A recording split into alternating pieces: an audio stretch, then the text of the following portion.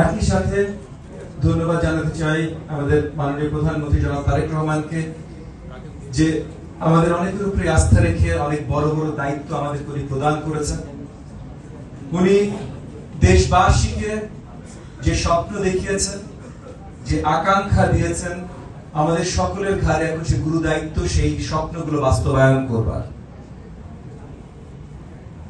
রোজার মাসে আমরা দায়িত্ব নিলাম, রোজার মাস শেষের দিকে এসেছে, একটি ঈদ চলে এসেছে।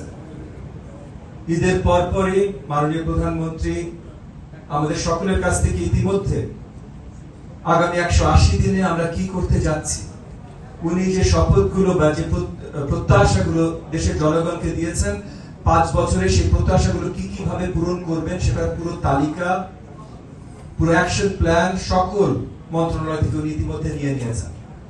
এবং ঈদের পর প্রথম 6 মাসের অ্যাকশন প্ল্যান সবার জন্য উনি পাবলিশ করবেন, সবাইকে জানাবেন। এটা ওনার ইখতিয়ার।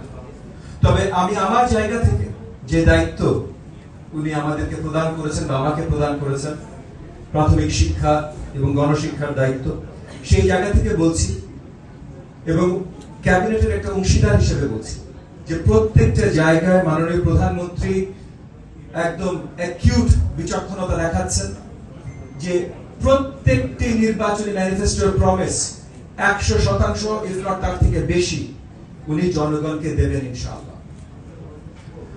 আমরা দিনরাত কাজ করছি, বাইরে থেকে দেখে অনেক সময় মনে নাও হতে পারে।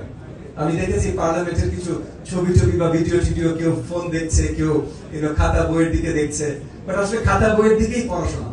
আর আজকাল আমরা অনেক কিছু ফোনেই দেখি, অনেক নোটস বা অনেক আপনার পিডিএফ ফাইল আমরা ফোনেই দেখি।